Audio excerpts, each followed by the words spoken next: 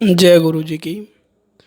आज का ये सत्संग मुझे आशीष जी ने भेजा है, जो मैं आज आपको ये सुना रहा हूँ। उन्होंने कहा कि उन पर गुरु जी की बहुत ज़्यादा मेहर और हर पल शुक्राना उन्होंने लिखा है। और वो लिखते हैं कि मैं और मेरी पत्नी इंदु चित्तौड़गढ़ से उदयपुर के लिए भ्रमण पर गए थे। गुड़गांव पास आने के लिए मैं स्वयं गाड़ी चलाकर राष्ट्रीय राजमार्ग 8 पर आ रहा था। यह घटना 6 जनवरी 2008 की सुबह के लगभग 10 बजे होंगे।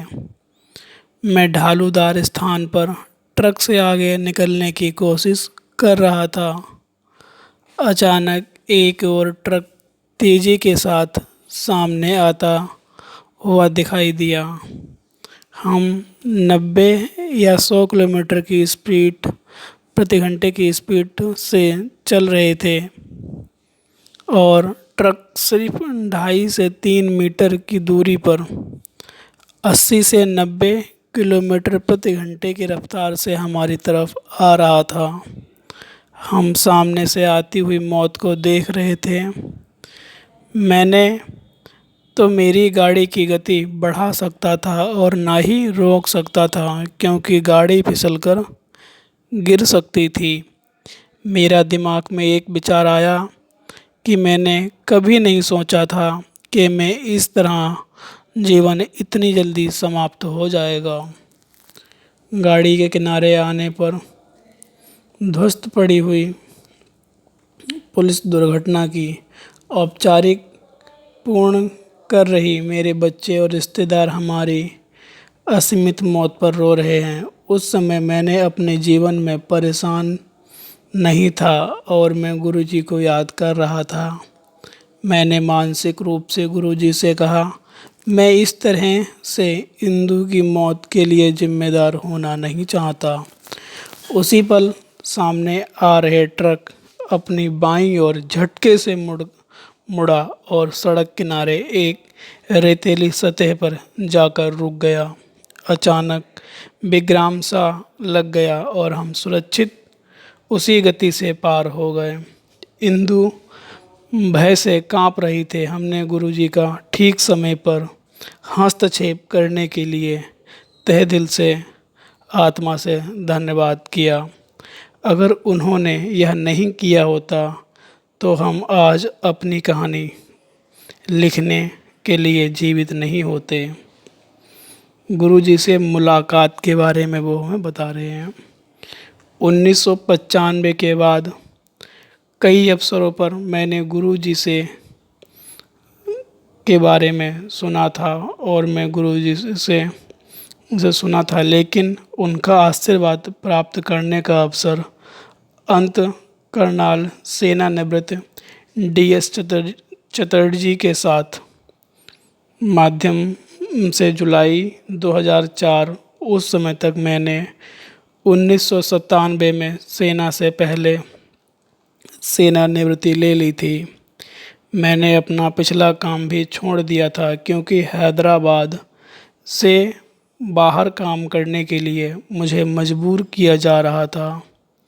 उनकी शर्त पर काम करने के लिए मैं सुविधाजनक नहीं था। उस दिन मेरी कर्नल चटर्जी से साथ एक लंबी बातचीत हुई और उन्होंने मुझे गुरुजी की संगत में आकर आशीर्वाद लेने के लिए पूछा। मायूस रूप से मैं, किंतु जिज्ञासु और उत्सुकता के बिना किसी उम्मीद के साथ एक बार जाकर देखने की सोची। मेरी पहली यात्रा स्पष्ट और प्रमाणिक के बिना थी, लेकिन गुड़गांव में हमारे घर पर गुरुजी की खुशबू आने लगी और कई मौक़ों पर भी हमने उन्हें महसूस किया। मेरी तीसरी यात्रा पर मुझे गुरुजी के पास बैठने का मौका मिला। लंगर के बाद उन्होंने मेरा नाम और मैंने किस कोर में काम किया था पूछा। मेरे बताने के बाद उन्होंने कहा कि सिंगल कोर के अधिकारी कभी बेकार नहीं बैठते, कदा बेले नहीं रहते। मैंने इस बात को आशीर्वाद के रूप में लिया और समाधि का एक अद्भुत अनुभव वो शेयर कर रहे हैं। संगत से मेरी पहली यात्रा में के दौरान मैं योगासन की स्थिति में बैठा हुआ था और कुंडली एक आध्यात्मिक ऊर्जा जिसका आधार रीढ़ के आरंभ में होता है होता है उसके जागरण के बारे में सोच रहा था।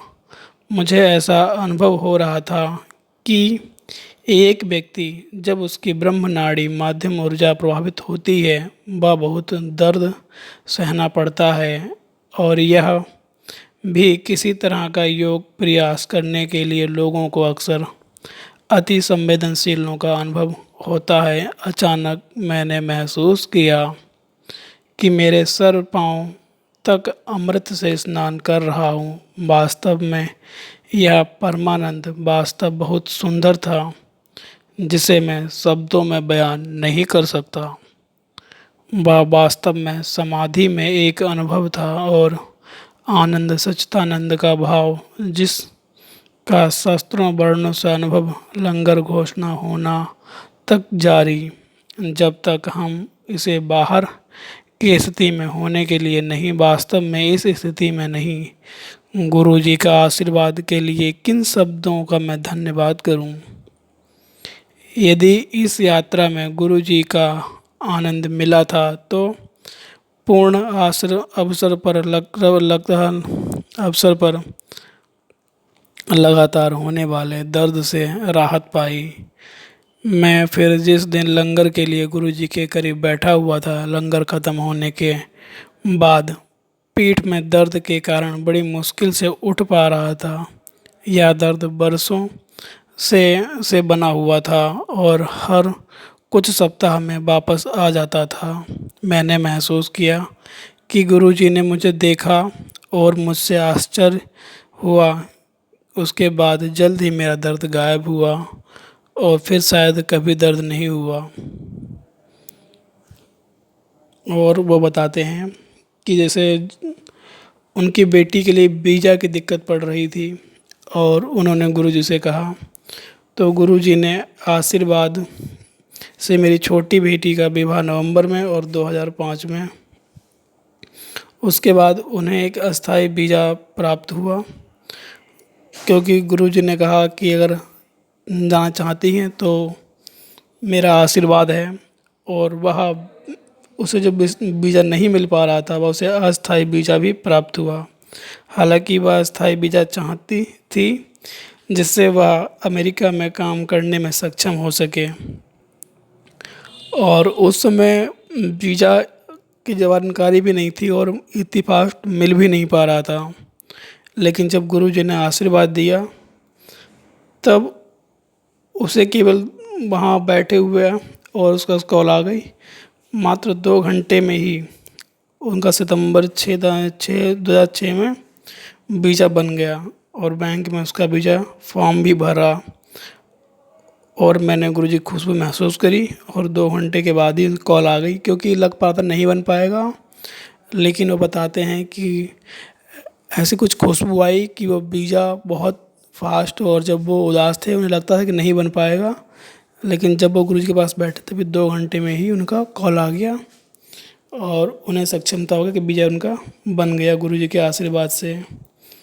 और हमें बताया गया कि वीज़ा प्रक्रिया पूरे 1 दिन का समय लग सकता था और ढेरों सवाल पूछे जाते थे, लेकिन गुरुजी की कृपा से वह 2 घंटे में बना और कोई ख़ास सवाल नहीं पूछा गया और बस फ़ोन आ गया कि आपका वीज़ा मंजूर हो चुका है। जय गुरुजी की। बताते हैं कि गुरुजी से जुड़ने के बाद उनके जो भी अब काम या परेशानियां अटकती हैं तो वे सिर्फ़ गुरुजी का ही अब नाम लेते हैं, क्योंकि अब उनको खुद से ज़्यादा विश्वास सिर्फ गुरुजी पर है। क्योंकि जो चीज़ें असंभव सी लगने लगती थीं गुरुजी ने वो सभी चीज़ें संभव कर दी हैं। तो अंकल आंटी जो भी ये सत्संग सुन रहे हैं उनसे बस केवल एक निवेदन है मेरा कि जिनको अपना भी सत्संग जैसा भी है, अगर आप कहीं संगत में जाते हो जहाँ सत्संग हो रहा हो गुरु जी का, वहाँ पर भी शेयर करो। और अगर आप वहाँ शेयर नहीं कर पा रहे हो तब आप मुझे कमेंट में बताओ लिखकर, मैं अपना व्हाट्सअप नंबर आपको दे दूँगा। आप चाहो तो रिकॉर्डिंग करके, क्योंकि रिकॉर्डिंग करने में कोई हिचकिचाहट नहीं होती है, लेकिन अगर आप रिकॉर्डिंग भी नहीं कर पा रहे हो, समय नहीं मिल पा रहा आपको, तब आप मुझे लिख कर भेज दो, मैं अपने इस चैनल पर अपलोड कर दूंगा। क्योंकि हम सभी ने गुरु जी के सत्संग को इतना शेयर करना है ताकि हर व्यक्ति हमारे गुरु जी के सत्संग के बारे में जान सके कि जुड़ने के बाद संगत की ज़िंदगी में कितने चेंजेस आते हैं। तो जय गुरु जी। मैं आशा करता हूँ जो भी लोग गुरु से जुड़े हैं या जिनकी जुड़ने की इच्छा हो, या जिनके गुरु जी से ज़िंदगी में जो भी ब्लेसिंग्स से चेंजिंग्स हुई हैं उनके बारे में आप मुझे व्हाट्सअप ज़रूर करोगे और कमेंट में या मुझे लिख कर दे दोगे, आपको जैसा भी सही लगे। बस आप सभी से इतना ही मेरा अनुरोध है कि अंकल आंटी, क्योंकि गुरु जी का सभी समान होते हैं, तो इसलिए आप सभी लोग अपना सत्संग अत्यधिक शेयर करो। और अभी कुछ दिन से सत्संग मेरे पास नहीं आ पा रहे थे, जिस कारण मैंने कुछ भजन भी गुरु जी के अपलोड किए। तो जो जो सत्संग मेरे पास आते रहेंगे मैं उन्हें अपलोड करता रहूँगा, और आपका काम है सुनो और आगे शेयर भी करो और चैनल सब्सक्राइब अत्यधिक करो ताकि हमारे गुरु जी से अत्यधिक लोग जुड़ सकें। जय गुरु जी की। और हर पल शुक्राना गुरु जी। जय गुरु जी।